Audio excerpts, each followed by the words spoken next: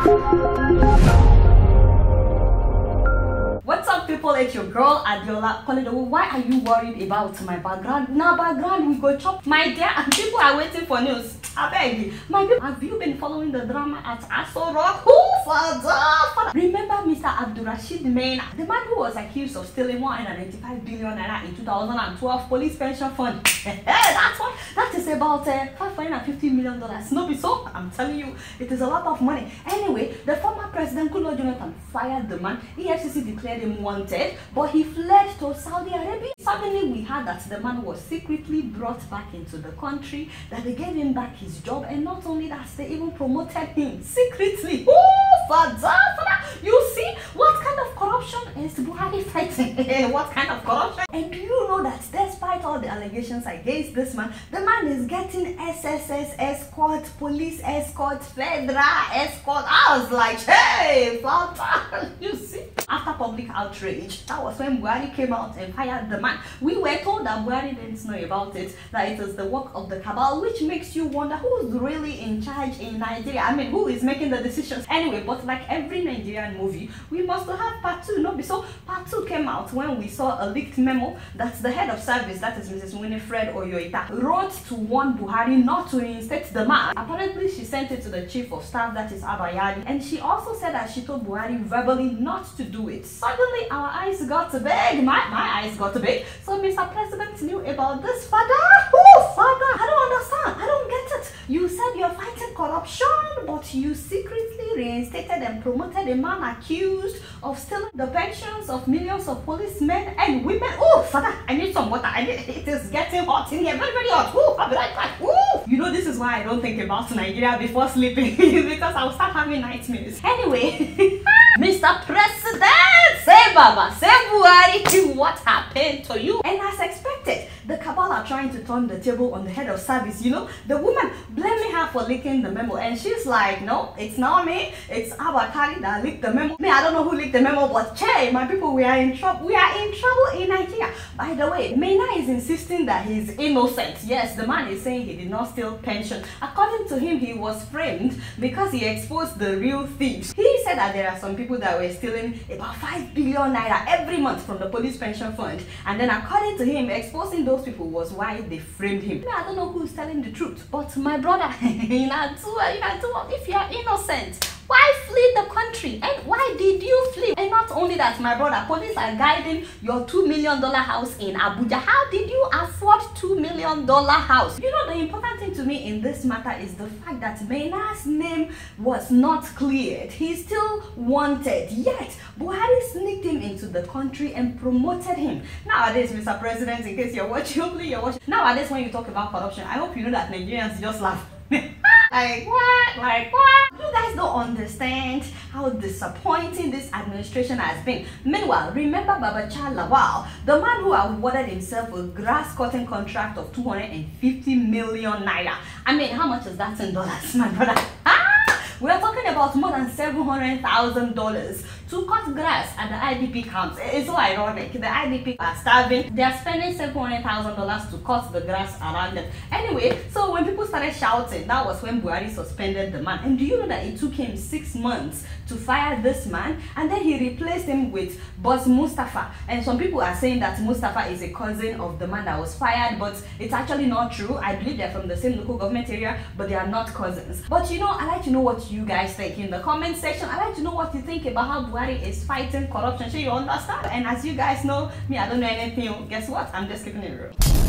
So moving on to Kenya, the election rerun happened. 39% of registered voters came out. It was 80% the other time, but opposition have called for election boycott. And this time around, Kenyatta won by 98%. 98!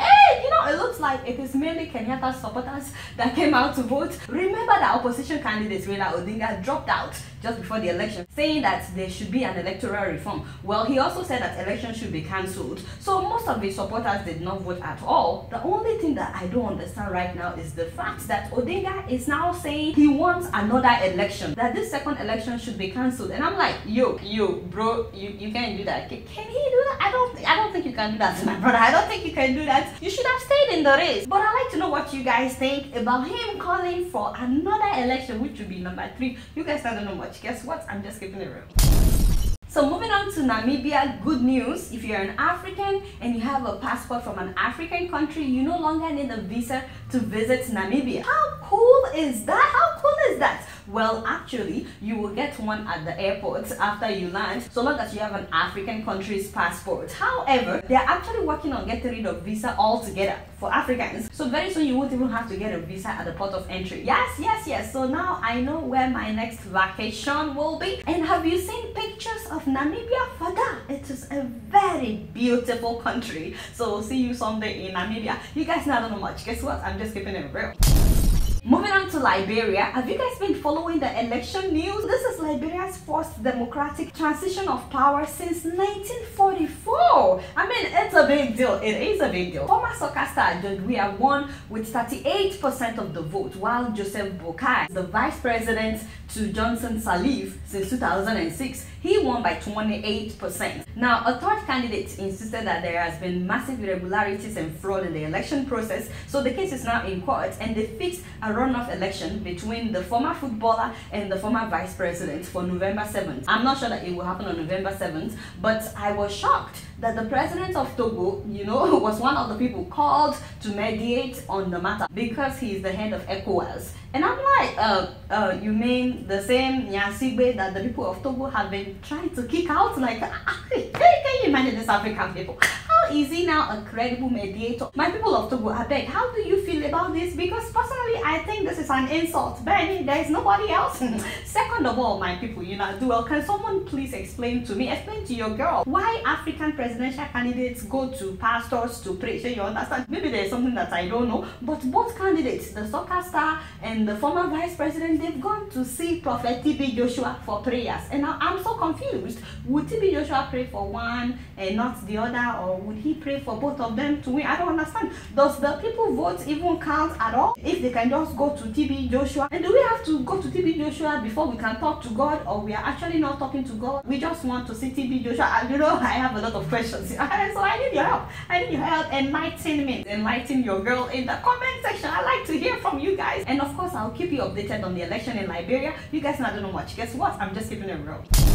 So after my last episode, a lot of Nigerians wrote me asking how to do their BVN so that the government would not confiscate the funds in their bank accounts. Please go to this website. This is the website to make a comment to do your BVN. Instead of www, make sure you write HTTP in front of the web address. And once you are on that website, select a location closest to you. Unfortunately, right now, all I see is Canada, US, Tanzania, Philippines, and China. Please, Nigerian government, please, we need more locations. In fact, people should be able to do this thing at Nigerian embassies in various parts of the world. So we definitely need more locations. Now, once you select a location and an appointment time, you need to fill the registration form on the website. It's $45. You can pay it online or pay cash at the location. And then when you get there, it takes about 15 minutes. Actually, you need an ID, maybe your driver's license or your international passport, an ID that has your picture on it, and then they will print out your information, the one you filled out, just for you to double check and make sure that everything is accurate. Once it's accurate, you would sign, and then you will give them your passport photograph. So you have to take a passport photograph with you,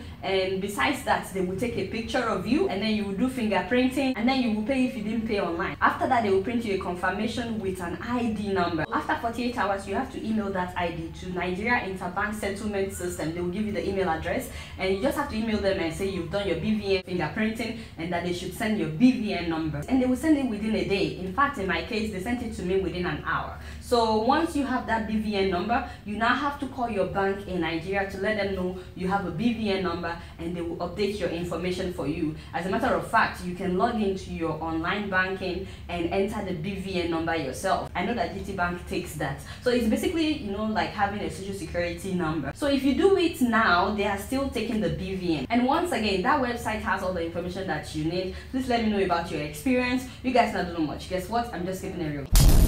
So here is my photo of the day, ladies and gentlemen. So this is my photo of the day. If you know what's happening in this picture, please let me know, because all the stories that I've seen are saying that this is Pastor Busoga of Uganda walking on church members because he's holy and God told him not to walk on the ground so that he will not be contaminated. But you know, from what I know, Busoga is a Bantu kingdom in eastern Uganda. I don't know of any pastor named Pastor Busoga, so I don't believe that story. However, I would like to know what's happening in this picture. So if anyone out there recognizes this man and you know the truth, please put it in the comment section. You guys not doing much. Guess what? I'm just keeping it real. So I have not done this in a while, but since we talked about Namibia becoming a visa-free country, I thought, why don't I show you guys some side of Namibia? Ladies and gentlemen, I present to you Namibia.